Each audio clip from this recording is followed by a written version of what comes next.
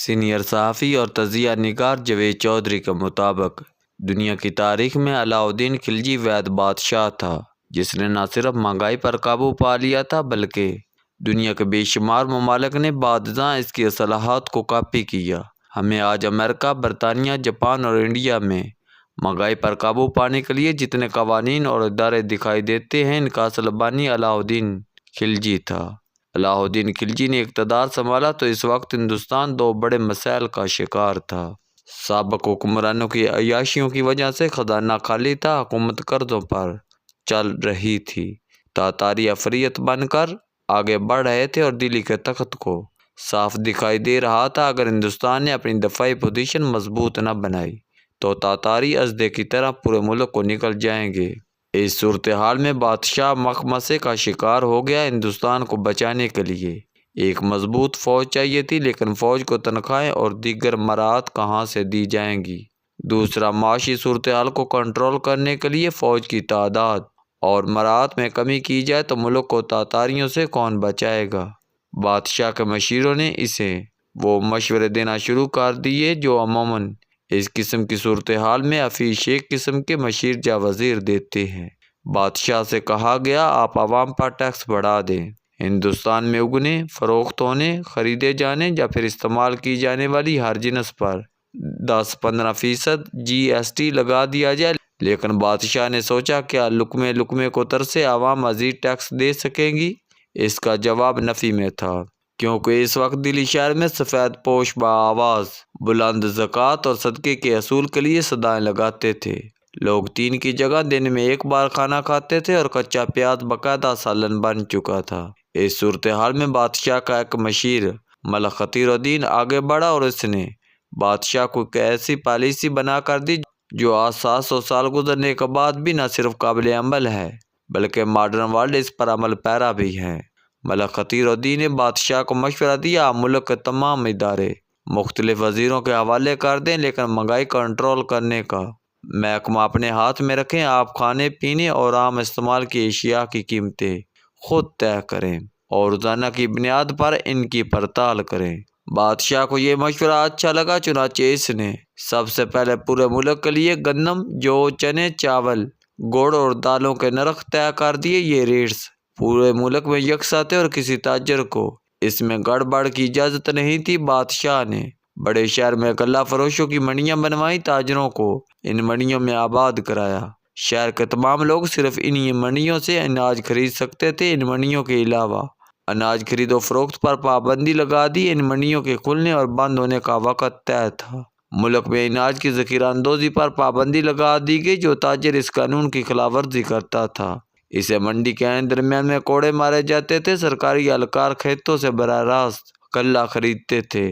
یہ غلہ بعد ازاں تاجروں کو فروخت کیا جاتا تھا اور تاجر طے شدہ منافع رکھ کر اسے گاہکوں کو فروخت کرتے تھے۔ بادشاہ کسانوں کی لاگت پر بھی توجہ دیتا تھا۔ اگر کسی سال بارش کم ہوتی یا بیج مہنگا ہو جاتا تو بادشاہ قیمتوں کو خود ریوائز کر دیتا تھا۔ علاء الدین خلجی نے غلے کے بعد سبزی اور گوشت کے نرخ پر توجہ دی۔ اس نے سبزی بازار اور گوشت کی مارکیٹیں بنائیں اور سرکاری اہلکاروں کو نگرانی کے لیے ان مارکیٹوں میں تعینات کر دیا۔ اس کے بعد اس نے کپڑے پر توجہ دی۔ اس نے رومال سے لے کر ریشمی گاؤن تک ہر قسم کے کپڑے کی قیمتیں طے کر دی۔ اس نے تمام شہروں میں سرائے عدل کے نام سے کپڑے کی مارکیٹ بنوائی اور ان مارکیٹوں کے علاوہ کپڑے کی فروخت پر پابندی لگا دی۔ ان مارکیٹوں کے اوقات طے تھے اور جو تاجر ان اوقات کی خلاف ورزی کرتا تھا اسے کڑی سزا دی جاتی تھی۔ اس نے اس کے بعد گھوڑوں، کھچروں، اونٹوں، بیلوں اور گائے بھینسوں کے ریٹ بھی طے کر دیے۔ اس نے غلاموں اور کنیزوں کے نرخ بھی طے کر دیے۔ اس نے سوئی، کنگھی، جوتوں، برتنوں، روٹی، حلوے، ریوڑی اور پودینے تک کے ریٹس طے کر دیے۔ اس نے تیل اور مہندی تک کا نرخ بھی فکس کر دیا۔ بادشاہ روزانہ نرخ چیک کرتا تھا، اپنے اہلکاروں سے رپورٹس منگواتا تھا، خود بازاروں کا جائزہ لیتا تھا اور کبھی کبھار بچوں کو پیسے دے کر بازار بھجوا دیتا تھا۔ یہ بچے مختلف دکانوں سے مختلف چیزیں خریدتے تھے اور اگر کسی دکاندار کے ریٹس میں فرق ہوتا تھا تو علاء الدین خلجی اس دکاندار کی ناک یا کان کٹوا دیتا تھا۔ بادشاہ ریٹس کے معاملے میں اس قدر سخت اور قانونی تھا کہ اس نے دلی کی طوائف کو بھی 3 حصوں میں تقسیم کیا اور اس کے نرخ بھی طے کر دیے۔ بادشاہ کی اس حکمت عملی کی وجہ سے مہنگائی کنٹرول ہوئی، لوگ خوشحال اور مطمئن ہوئے، خزانے میں پیسے آنے لگے اور بادشاہ نے فوج بڑھانا شروع کر دی۔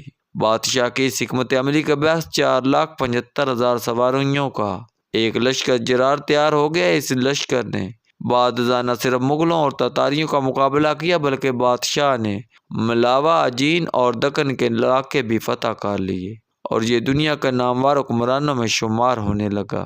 علاء الدین خلجی تاریخ عالم کی ایک بڑی کامیاب سٹوری ثابت ہوا۔ اس نے ثابت کر دیا اگر حکمران چاہے تو یہ مہنگائی جیسے جن کو بھی بوتل میں بند کر سکتا ہے۔ علاء الدین خلجی کے اس ماڈل سے اقوام عالم نے بہت کچھ سیکھا۔ یورپ اور امریکہ میں بعد ازاں کوالٹی کنٹرول اور پرائز کنٹرول کے ادارے بنے۔ ہول سیلز مارکیٹیں اور کیش اینڈ کیری کے تصور نے جنم لیا۔ ڈرگ انسپیکٹر اور پرائز کنٹرول اتھارٹیز کی بنیاد پڑی اور بنیادی اشیاء ضرورت کے کنٹرول کے فلسفے نے جنم لیا۔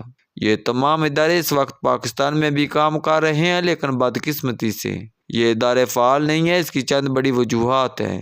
اس کی پہلی وجہ حکومتوں، حکمرانوں اور سیاسی جماعتوں کے ذاتی مفادات ہیں۔ بدقسمتی سے عوام کو لوٹنے والے 90% تاجر اور صنعت کار حکومتوں اور سیاسی جماعتوں کا حصہ ہیں، لہذا حکومتوں اور حکومتی ادارے ان کے سامنے بے بس ہیں۔ آپ ایک لمحے کے لیے سوچئے، اس ملک میں آٹے کا بحران کون پیدا کرتا ہے؟ چینی کون سستی نہیں ہونے دے رہا؟ گھی، دالوں اور چاولوں پر کون قابض ہے؟ کپڑا کون مہنگا کر رہا ہے؟ اور بجلی، گیس اور پٹرول کی مہنگائی سے کون فائدہ اٹھاتا ہے؟ آپ کو اس کا جواب حاصل کرنے کے لیے زیادہ غور و فکر کی ضرورت نہیں ہوگی۔ دوسری وجہ ترجیح ہے۔ پاکستان میں بدقسمتی سے مہنگائی سمیت تمام عوامی مسائل حکومتوں کی ترجیحات میں شامل نہیں ہیں۔ چنانچہ ہمارے وزیر اعظموں اور صدور کے پاس عراق، افغانستان، امریکہ، حتیٰ کہ چلی کے مسائل حل کرنے کے لیے وقت ہوتا ہے، لیکن عوام کو سستے داموں چینی، آٹا، دالیں اور سبزیاں فراہم کرنے کے لیے ٹائم نہیں ہوتا۔ اس ملک میں NRO جیسے ایشوز پر پارلیمنٹ کے 10 سیشن ہو جاتے ہیں، لیکن مہنگائی کے مسئلے کو قومی اسمبلی میں 10 منٹ نہیں ملتے۔ وزیر اعظم نئے سیاسی اتحادوں کے لیے وزیر قانون کو سیاسی رہنماؤں کی رہائش گاہ پر بھجوا دیتے ہیں، لیکن مہنگائی پر قابو پانے کے لیے 5 منٹ کی میٹنگ نہیں کرتے۔ حکومت کی سنجیدگی کا یہ عالم ہے کہ وفاقی وزیر زراعت فرماتے ہیں اگر چینی مہنگی ہے تو وہ ہم چینی کا استعمال بند کر دے۔ واہ، کیا جواز ہے، کیا دلیل ہے! اس کا مطلب تو یہ ہوا کہ اگر کسی شخص کو جینے میں پرابلم ہو رہی ہے تو وہ خودکشی کر لے۔ اور تیسری وجہ جب تک وزیر اعلیٰ اور وزیر اعظم پرائز کنٹرول پرائز اور کوالٹی کنٹرول کو اپنے ہاتھ میں نہیں لیں گے، یہ علاء الدین خلجی کی اسپرٹ سے کام نہیں کریں گے۔ اس وقت تک ملک سے مہنگائی ختم نہیں ہو سکے گی، لیکن ہمارے حکمران تو مارکوس بننے کی کوشش میں مصروف ہیں۔ ان کی کوشش ہے ان کی آخری عمر ہوائی میں گزرے، لہذا ان کے پاس علاء الدین خلجی جیسے کم عقل بادشاہ کی حکمت عملی پر غور کے لیے وقت نہیں۔ اللہ تعالیٰ جب کسی کی عقل پر تالا لگا دیتا ہے تو وہ اس کو کیسا بنا دیتا ہے یہ دیکھنا ہو تو آپ آج ایوان اقتدار کی طرف دیکھ لیجئے۔ آپ کو وہاں ایسے لوگ دکھائی دیں گے جنہیں اللہ تعالیٰ نے اقتدار دے کر ان سے عقل، درد دل اور عزت چھین لی۔